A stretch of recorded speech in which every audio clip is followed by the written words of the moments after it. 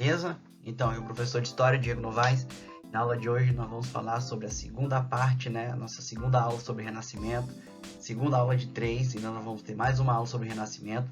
Então, na aula de hoje nós vamos abordar escultura, pintura, arquitetura, música na Península Itálica. Então, galera, se liga no conteúdo. Vamos nessa. E antes de nós começarmos de fato o nosso conteúdo, vamos ao objeto de conhecimento, que são humanismos, uma nova visão de ser humano e de mundo, e os renascimentos artísticos e culturais. Isso aí é que nós vamos trabalhar. E qual é a habilidade que você vai adquirir no decorrer dessa aula. Identificar as principais características dos humanismos e dos renascimentos e os seus significados, nessa transição de Idade Média para Idade Moderna. Então, bora pro conteúdo. Então, pessoal, o termo renascimento, tá? Vamos entender aqui um pouquinho desse nome, né? Renascimento. Ele traz uma série de transformações sociais, políticas, econômicas e culturais que vão ocorrer na Europa, tá? A partir do século XIV, tá? Nessa transição da Idade Média para a Idade Moderna. Além disso, né? O movimento renascentista ele começa a questionar os valores medievais. Principalmente porque o homem renascentista ele começa a enxergar, e inclusive esse termo vai ser utilizado por muito tempo, só que esse termo ele não é mais utilizado, tá, no meio historiográfico, que é chamar a Idade Média de Idade das Trevas. Por quê? Dentro de um conceito filosófico, trevas seria o que? A ausência de luz. Tá? Então, luz no sentido filosófico seria o que? Conhecimento. Então, se tem ausência de luz, seria o que? Ausência de conhecimento. Por que isso? Porque eles julgavam que durante a Idade Média havia ausência de conhecimento, falta de produção cultural, sendo também um período de pobreza, de violência e fanatismo religioso. Então, com isso, o que nós vamos ter? O homem moderno, o homem desse período moderno, tá? Na passagem da Idade Média, o que ele começa a fazer? Ele vai voltar lá na Idade Antiga, na cultura greco-romana, tá? Anulando totalmente a Idade Média. Então, por isso, é o nome Renascimento, que vem do termo renascer. Então, ou seja, é o renascimento da cultura clássica greco-romana, certo? Então, pessoal, uma das partes do Renascimento, nós vamos ter o Renascimento científico, que também era chamado de filosofia natural, uma filosofia da natureza, tá? Então, e essa filosofia natural, ela vai ser a formação da base da ciência moderna. E essa ciência moderna, ela vai se basear principalmente no método científico. E o método científico, ele parte de 3 princípios, que são o raciocínio, a utilização da razão, tá? Do pensamento racional, da observação e também da experimentação. Você experimentar, fazer experiência para poder obter uma resposta através do raciocínio. Então, esse renascimento científico ele vai estar ligado justamente à formação, surgimento do método científico, que vai estar ligado a 3 pontos, que é o raciocínio, observação e experimentação. Então, pessoal, o movimento renascentista, ele começa principalmente, né, ele tem o seu início aí na Península Itálica, que é nesta região aqui, onde hoje, né, nós conhecemos como Itália. E olha só, o movimento renascentista ele começa principalmente em cidades mais urbanizadas, como Gênova, Veneza e Florença. Essas cidades aqui, ó, Veneza, Florença, nessa região norte da Península Itálica. E olha só, muitos dos artistas renascentistas da época vão ser financiados por famílias ricas. Inclusive a Igreja Católica também vai ser uma grande mecena. Então, o que é o mecenato? São pessoas que financiavam, né, patrocinavam com dinheiro os artistas para que desenvolvessem atividades artísticas, culturais e científicas naquele período.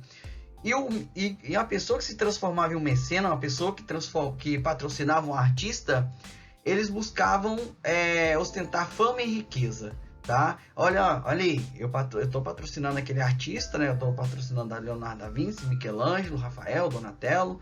Então isso era um sinal de ostentação, riqueza. Eu tenho dinheiro, eu patrocino, né? A Basílica de Roma, por exemplo, a nave, ela foi toda feita, por exemplo, por Michelangelo. A Igreja Católica, ela financiava também vários artistas renascentistas para trazer essas novas ideias, né, para o cotidiano e também para as questões religiosas da igreja. Então, pessoal, na arquitetura e na escultura italiana, ela vai destacar por ter características muito marcantes da cultura greco-romana. Então, os principais nomes da arquitetura italiana, nós vamos ter Filippo Brunelleschi, Donato Bramante, Leon Albert e Andrea Palladio. E as principais características da arquitetura romana, né, na arquitetura renascentista, nós vamos ter a questão da simetria, da conformidade e a preferência pela planta no centro, tá? Como nós podemos observar aqui, tá? Nesta imagem, tá? Desculpa aí a linha torta, que eu tentei fazer um círculo, tá? E como também nós podemos observar nesta imagem aqui, ó. É uma das representações da arquitetura italiana. Já na escultura, nós vamos ter nomes como Guibert, Donatello e Michelangelo, tá? E as características da escultura renascentista, na obra ao lado, vocês podem observar a Pietà, que é a obra de Michelangelo, representa, né, a questão da arte individual, né, independente, né, da arquitetura, a harmonia com o local e também o realismo. Por isso que muitos artistas renascentistas vão estudar anatomia e matemática, justamente para poder chegar o mais próximo possível da realidade, principalmente no que diz respeito à escultura e pintura, a retratação de seres humanos. Então, como nós podemos observar na pintura aí na escultura de Michelangelo, tá? Como se fossem, né, duas pessoas que tivesse, quem olhasse de longe parecia duas pessoas. Então, olha só, então é justamente essa questão, tá? A diferença da escultura medieval para a escultura renascentista, esse realismo, essa harmonia, tá? Que é representado nesse modelo artístico.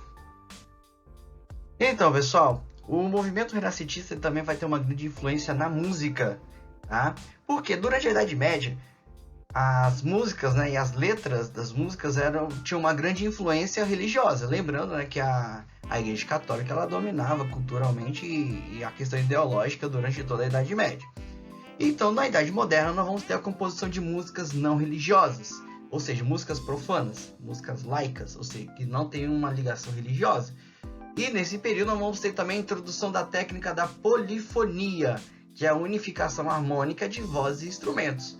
E seguindo essa linha da polifonia, nós vamos ter o madrigal, que é a composição não religiosa para coral com versos em linguagem popular, tá? E Giovanni Palestrina ele vai ser o principal nome dessa música renascentista, desse estilo de música renascentista.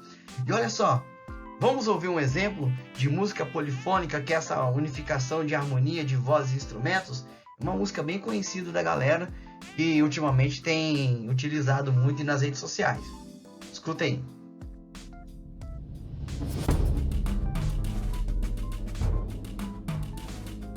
Dorime, interimo ad appare dorime, ameno, lantiremo, dorime.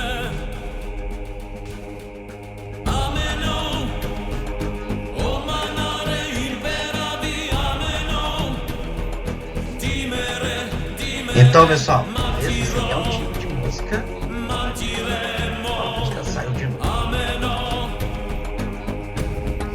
Tá? Então, isso aí é um tipo de música